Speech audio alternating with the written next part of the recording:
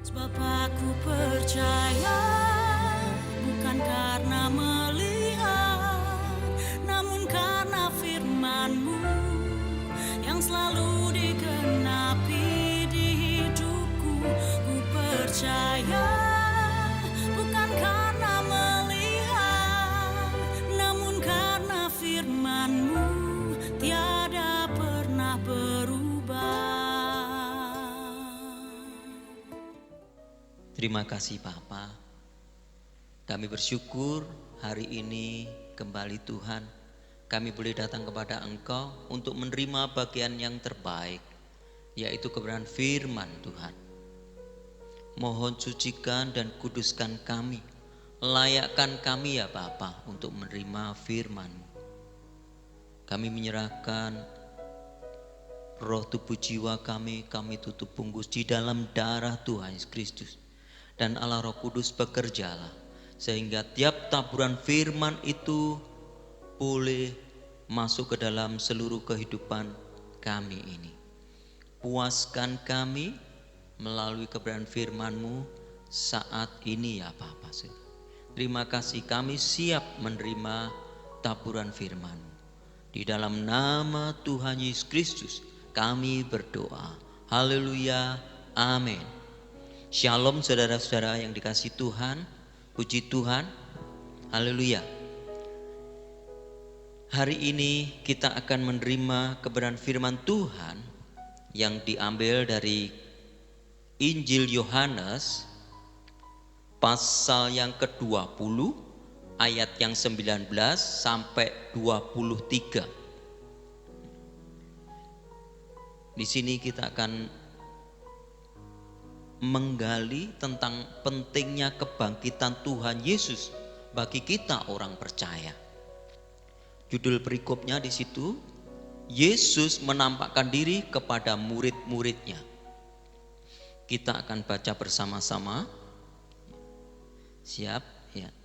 Ketika hari sudah malam, pada hari pertama minggu itu berkumpullah murid-murid Yesus di suatu tempat dengan pintu-pintu yang terkunci karena mereka takut kepada orang-orang Yahudi. Pada waktu itu datanglah Yesus dan berdiri di tengah-tengah mereka dan berkata, "Damai sejahtera bagi kamu." Dan sesudah berkata demikian, ia menunjukkan tangannya dan lambungnya kepada mereka. Murid-murid itu bersukacita ketika mereka melihat Tuhan. Maka kata Yesus sekali lagi, "Damai sejahtera bagi kamu. Sama seperti Bapa mengutus aku, demikian juga sekarang aku mengutus kamu." Dan sesudah berkata demikian, ia mengembusi mereka dan berkata, "Terimalah Roh Kudus. Jikalau kamu mengampuni dosa orang, dosanya diampuni. Dan jikalau kamu menyatakan dosa orang tetap ada, dosanya tetap ada." Amin. Puji Tuhan, haleluya. Tuhan Yesus telah bangkit daripada kematian dan dia hidup selamanya. Demikian firman Tuhan menyatakan kepada kita. Tuhan Yesus sudah menang atas maut. Bahkan jauh lebih lagi, bahwa Tuhan Yesus itu yang memegang kunci maut dan kerajaan maut. Di dalam di dalam kitab Wahyu pasal 1 ayat 17 dan 18 itu dikatakan bahwa Tuhan Yesus itu menang secara mutlak. Dia memegang sampai menguasai, dengan kata lain begitu ya, menguasai maut, menguasai kematian dan kerajaan, tentunya dunia orang mati. Itu ada di tangan kuasa Tuhan Yesus Kristus. Tidak sekedar bangkit, tapi Tuhan Yesus menguasai dunia maut. Ketika para murid pertama kali dia mendengar dari murid yang lain, dari pengikutnya yang lain, dan begitu mereka bertemu, dikatakan mereka takjub, saudara, dan mereka bersuka cita. Mengapa? Karena ini tidak pernah ada. Yang namanya orang mati bangkit tidak mati lagi, saudara. Kalau bangkit mati lagi, Lazarus dibangkitkan Tuhan Yesus mati lagi. Karena apa? Kebangkitan Lazarus itu pada waktu itu hanya kebangkitan secara tubuh yang fana ini. Tetapi kalau saudara melihat di dalam firman Tuhan, kebangkitan Tuhan Yesus itu kebangkitan yang bukan lagi dengan tubuh yang fana, tetapi dengan tubuh kemuliaan. Sehingga ini belum ada sampai sekarang ini. Sampai nanti dunia berakhir itu tidak akan ada seperti ini. Dan Tuhan Yesus dikatakan yang sulung, yang bangkit dari kematian. Nanti baru disusul dengan orang-orang yang percaya lainnya, saudara. Tetapi saat ini, sampai nanti, ini sesuatu yang luar biasa. Mereka takjub, murid-murid takjub dan senang karena apa? Gurunya mati. Ini sesuatu yang ajaib, yang luar biasa. Mati, bangkit, hidup dan tidak bisa mati lagi. Dan mereka tahu Tuhan Yesus menjadi ajaib sekali. Ajaibnya ketika ruangan ditutup, tahu-tahu Tuhan Yesus bisa hadir di tengah mereka. Bukan hantu. Tuhan Yesus minta makan, dia beri makan, dimakan. Bisa makan, hantu tidak bisa makan, saudara. Ini sesuatu yang luar biasa. Tapi itu tidak berlangsung lama. Awalnya kebangkitan Tuhan Yesus, pertama mereka bersuka cita, tetapi agak lama, masih selama 40 hari itu mereka mulai seperti orang yang kehilangan arah. Mengapa? Karena mereka tahu, mereka membandingkan, mereka tidak bisa lagi seperti yang dulu. Karena kalau dulu mereka selalu bersama-sama dengan Tuhan Yesus, kemanapun mereka pergi. Dan Tuhan Yesus yang memimpin. Setiap kali menghadapi masalah apapun juga yang tampil Tuhan Yesus, yang menyelesaikan semua Tuhan Yesus, dan itu selesai dengan sempurna. Tapi ketika Tuhan Yesus sudah bangkit, Tuhan tidak bersama-sama dengan mereka setiap kali. Ya, walaupun sering Tuhan menampakkan diri kepada mereka. Dan terakhir ketika Tuhan Yesus naik menampakkan kepada 500 orang. Tetapi kembali lagi, yaitu tadi sudah, mereka tidak bisa bersama-sama secara fisik seperti sebelumnya. Itu yang pertama kali membuat mereka kehilangan arah. Jadi ketika saudara nanti membaca di dalam kebenaran firman Tuhan, di dalam salah satunya di Yohanes itu, murid ini yang dulunya nelayan, tukang mencari ikan, kembali mencari ikan. Karena mereka tidak punya tujuan lagi. Yang selama ini hanya mengikuti Tuhan Yesus, sekarang mereka tidak punya tujuan. Mau bagaimana? Tapi itu memang tidak berlangsung lama. Tetapi keadaan ini ada di dalam kehidupan murid-murid pada waktu itu. Saudara, bisa jadi orang percaya memiliki pola pikir karena satu keadaan bisa menjadi seperti murid Tuhan Yesus. Pada awal Tuhan Yesus bangkit, kehilangan arah, saudara. Jadi orang Kristen hanya bersuka cita seperti murid-murid itu, merasa terlindungi kalau secara fisik ini bisa dirasakan begitu ya. Umpamanya dalam apa saudara? Mungkin mereka diberkati gitu ya. Mungkin kalau nyanyi suasananya rame begitu, merasa Tuhan ada begitu. Bukan patokannya yang kepada yang jasmani saudara. Ini yang seringkali membuat banyak juga orang Kristen itu terjebak. Ada orang yang merasa kalau ada Tuhan itu kalau mereka dekat dengan mungkin Alkitab, kalau mereka berdoa ataupun datang ke gereja itu baru ada Tuhan. Tidak, Tuhan tidak terbatasi secara fisik saudara. Bukan secara fisik yang seperti itu berarti Tuhan hadir, tidak.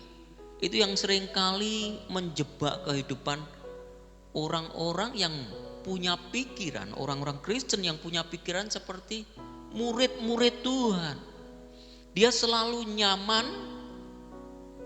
dengan keberadaan Tuhan Yesus secara fisik.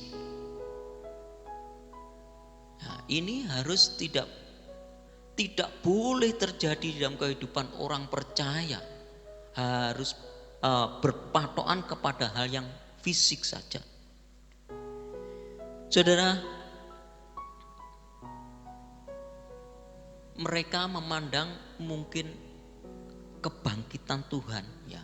Jelasnya kebangkitan Tuhan pada awalnya mereka bukan sesuatu yang lebih baik.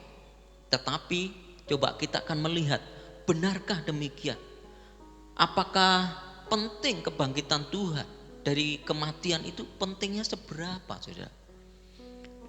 Firman Tuhan menyatakan bahwa semua orang telah jatuh dalam dosa. Ya. Oleh sebab itu semua orang akan mengalami yang namanya kematian. Roma 5 ayat 12 dikatakan,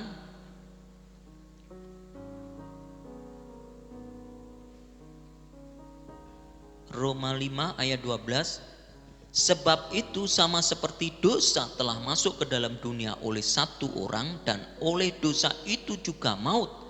Demikian maut itu telah menjalar kepada semua orang karena semua orang telah berbuat dosa. Maut telah menjalar kepada semua orang. Artinya semua orang akan mengalami yang namanya kematian.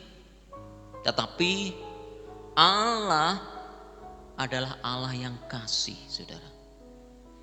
Allah memberikan anugerahnya kepada manusia supaya manusia itu boleh hidup kekal, dan itu diberikannya melalui Tuhan Yesus Kristus dengan kebangkitannya.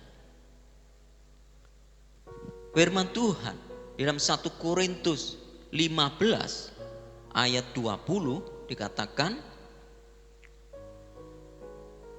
1 Korintus 15 ayat 20 sampai 22, tetapi yang benar ialah bahwa Kristus telah dibangkitkan dari antara orang mati sebagai yang sulung dari orang-orang yang telah meninggal.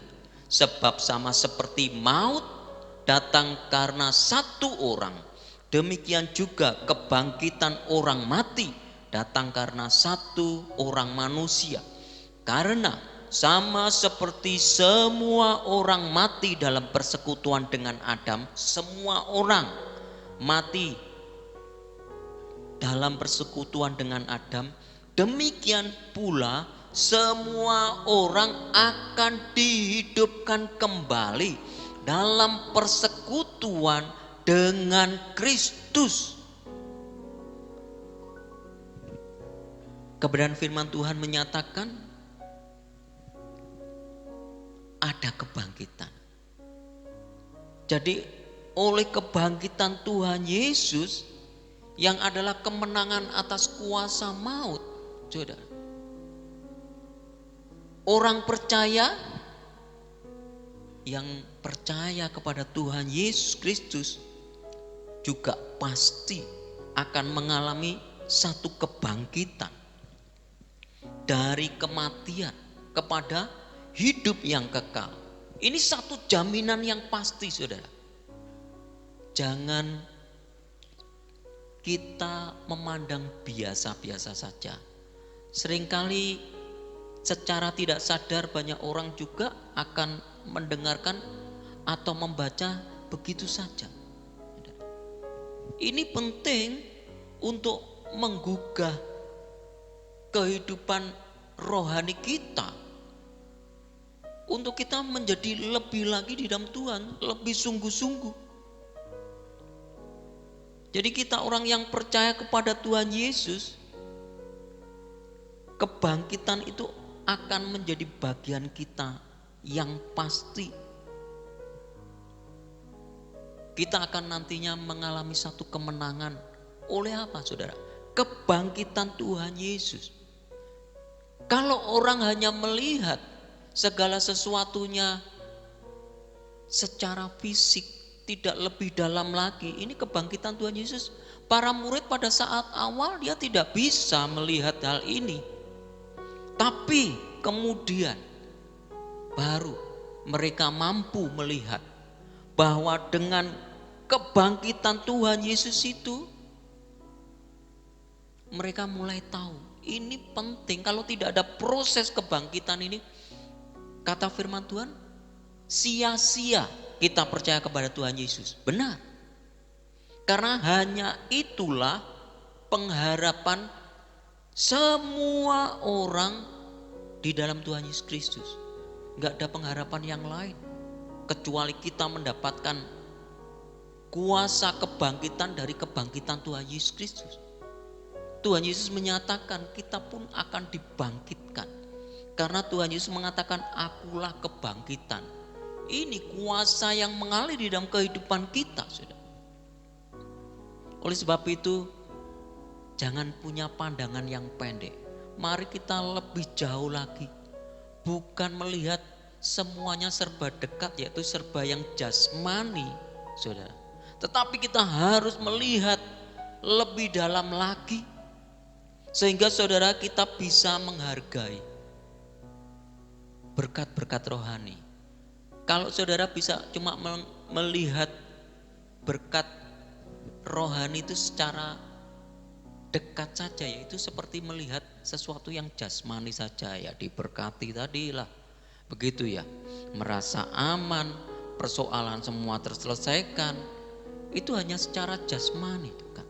Tapi mari kita melihat lebih jauh lagi, merenungkan, bahkan kita lebih sungguh-sungguh lagi, karena kita ini sudah dijamin, yaitu kita akan mengalami kemenangan, yaitu kebangkitan dari orang mati. Kelak kita mati dan kita dibangkitkan kembali dan mengalami hidup kekal bersama Tuhan. Itu sesuatu yang luar biasa. Dan tidak bisa ada lagi yang bisa menandingi hal itu. Apa, saudara? Harta dunia, semua hal yang lain tidak ada, saudara. Itu sudah yang terbaik bagi kita, bagi orang yang percaya. Oleh sebab itu, mari kita dengan sungguh-sungguh, saudara, terus di dalam hidup ini mengingat, mengimani kebangkitan Tuhan. Terus bahkan merayakan hari ini, merayakan kebangkitan Tuhan ini tiap-tiap hari di dalam kehidupan kita ini. Supaya kita punya semangat, karena kita telah menerima jaminan bagian yang adalah sesuatu yang kekal, yang mulia, yang tidak bisa kita dapatkan kecuali hanya di dalam Yesus Kristus. Itulah janji Allah kepada kita di dalam kuasa kebangkitan Kristus. Amin. Tuhan memberkati kita. Mari kita pujikan kurnya, satu lagu, lebih dari yang ku minta.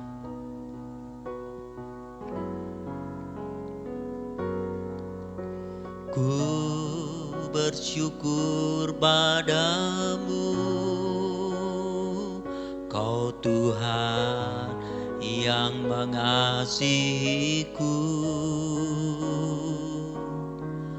Kaulah jaminan hidupku, hatimu ada bagiku. Ku bersyukur padamu, Kau Tuhan yang mengasihiku. Kau jadikan hidup ini lebih indah dan lebih berharga. Saudara, mari kita bersyukur. Kuasa kebangkitan Kristus juga dilimpahkan kepada kita, menjadi satu jaminan yang pasti.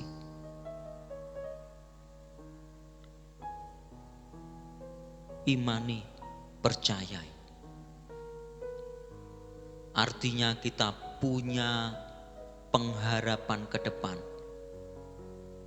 Di luar Yesus tidak ada pengharapan lagi untuk satu kehidupan kekal. Hanya oleh Dia, oleh karena kebangkitan Tuhan Yesus Kristus, ada pengharapan pasti untuk kehidupan kekal. Bagian yang paling baik, sempurna bagi kita. Mari kita berdoa mengucap syukur. Bapa Surgawi, kami bersyukur untuk saat ini Tuhan. Oleh kuasa kebangkitan Tuhan Yesus Kristus yang menjadi bagian bagi kami. Satu bagian yang pasti, satu pengharapan yang pasti bagi kami akan adanya kehidupan kekal. Bagi kami percaya kepada Engkau ya Allah. Kami percaya kepadamu ya Tuhan Yesus Kristus akan kebangkitan Engkau dan yang mengalir di dalam kehidupan kami sebagai orang yang percaya, yang akan menerima kebangkitan yang sama dengan satu tubuh kemuliaan seperti Engkau. Terpuji namamu. Terima kasih ya Bapa. Kami bersyukur.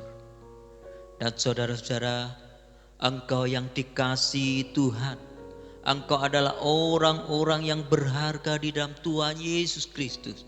Sekarang terimalah berkat rahmat anugerah kasih karunia dari Allah Bapa, cinta kasih sayang dan damai sejahtera dari putranya, dan di dalam persekutuan pimpinan dan bimbingan Roh Kudus-Nya hingga Maranatha Tuhan Yesus datang kembali untuk kedua kalinya. Di dalam satu nama Tuhan Yesus Kristus kami berdoa. Haleluya. Ku bersyukur Bapa, ku bersyukur Tuhan buat kasih setiamu di dalam hidupku. Ku